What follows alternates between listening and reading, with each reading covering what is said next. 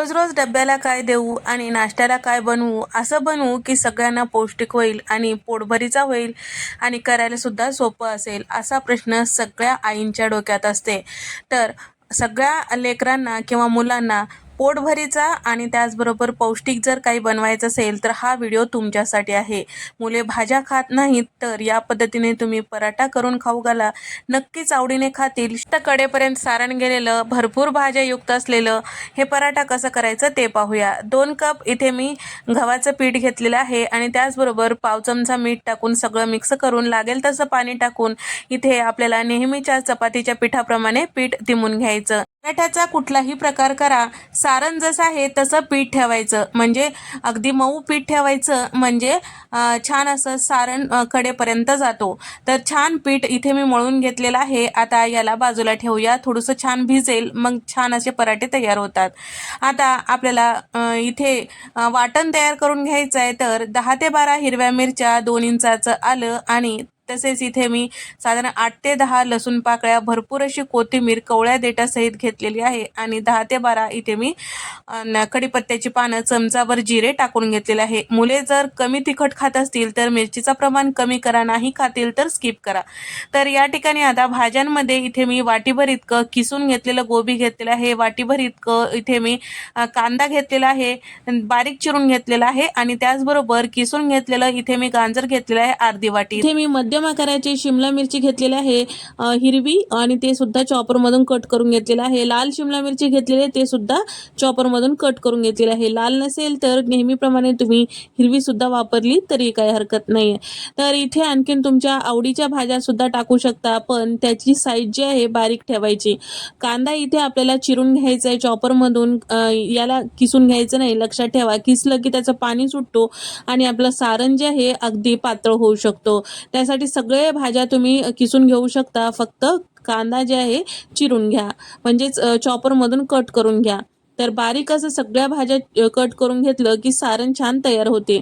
कढईमध्ये थोडंसं तेल टाकून कांदा सुरुवातीला कच्चेपणा जाईपर्यंत परतून घ्यायचं, त्यानंतर सगळ्या भाज्या छान असं परतून घ्यायचं आणि तयार करून घेतलेलं वाटण सुद्धा यामध्ये परतून घ्यायचं. चमचाभर धने पावडर, अर्धा चमचा हळद, 2 चमचे सांबार मसाला आणि चवीपुरतं मीठ टाकून सगळं मिक्स करून घेतलेलं आहे. 1 मोठा चमचा इथे मी आमचूर पावडर घेतलेला आहे, नसेल तर तुम्ही या ठिकाणी लिंबाचा रस वापरू शकता किंवा चाट मसाला टाकलं तरी काय हरकत नाही. भाज्या ज्या वाटीने घेतले त्याच वाटीने इथे मी साधारण पाव वाटी इतकं बेसन पीठ टाकून घेतलेलं आहे. इथे आपण सांबार मसाला, बेसन पीठ वापरल्यामुळे आपल्या भाज्यामधलं जे पाण्याचा अंश आहे ते कमी होतो आणि आपलं सारण छान असं कोरडं तयार होतो. तर या ठिकाणी सारण पूर्ण छान व्यवस्थित परतून घेतलेला आहे. आता याला थंड करायला बाजूला ठेवूया. आता तोपर्यंत कणिक सुद्धा छान असं मळून घेऊया. इथे कणिक मळून घेतलेली आहे, कणिक सुद्धा छान भिजल्या गेलेली आहे. लावण्यासाठी इथे मी तेल घेतलेलं आहे, कोरडं पीठ घेतलेलं आहे. छोटा पिठाचा उंडा छान असं पेड्याप्रमाणे गोळून घ्यायचा आणि कोरड्या पिठामध्ये छान असं गोळून घेतल्यानंतर छान असं या पिठाची वाटी तयार करून घ्यायची आहे अंगठ्याच्या सहाय्याने, किंवा तुम्ही असं थोडीशी छोटी चपाती लाटून घेऊन त्यानंतर सारण भरलं तरी काही हरकत नाही. सारण तुमच्या आवडीनुसार कमी अधिक यामध्ये केवढं भरायचं तेवढं भरू शकता आणि पूर्ण छान असं व्यवस्थित त्याचं तोंड पॅक करून घ्यायचं आणि त्याचबरोबर हाताने थोडंसं पैस करून घ्यायचं.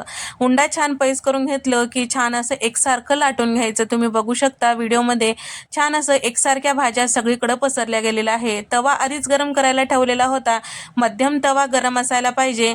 आणि त्याचबरोबर इथे मी तयार करून घेतलेला पराठा टाकून घेतलेला आहे, तूप लावून घेतलेलं आहे आणि त्याचबरोबर वरच्या साईडला थोडंसं कोरडं झालं की पलटून घ्यायचं. पलटून घेतल्यानंतर आणखीन थोडंसं तूप लावून घेतलेलं आहे. गॅसचा फ्लेम मध्यम ठेवायचा आहे, दोन्ही साईडला छान खरपूस खमंग असं भाजून घ्यायचं. तर इथे आपल्याला भाजते वेळेस अगदी मोठा फ्लेम करून भाजायचा नाही, मध्यम फ्लेमवर भाजायचं, म्हणजे छान असं मस्त खस्ता पराठा होतो. गरम गरम खायला सुद्धा मस्त लागतो आणि थंड झाल्यावर सुद्धा याची चव अप्रतिम अशी येते. एकदा नक्की ट्राय करून पहा. नेहमीची पोळी भाजी नको आहे, डब्याला काहीतरी वेगळं द्यायचं आहे, नाश्त्याला काहीतरी वेगळं बनवायचं आहे, पोटभरीचं पौष्टिक बनवायचं असेल तर हा प्रकार तुम्ही ट्राय करू शकता. नक्कीच सगळ्यांना आवडेल. मस्त कडेपर्यंत सारण गेलेलं खरपूस असा आपला पराठा तयार झालेला आहे. तर हा व्हिडिओ कसा वाटला नक्की कमेंट करून सांगा. व्हिडिओ आवडल्यास व्हिडिओला लाईक करा, शेअर करा आणि सबस्क्राईब करायला विसरू नका. नंतरच्या अशाच नवनवीन रेसिपीजमध्ये आपण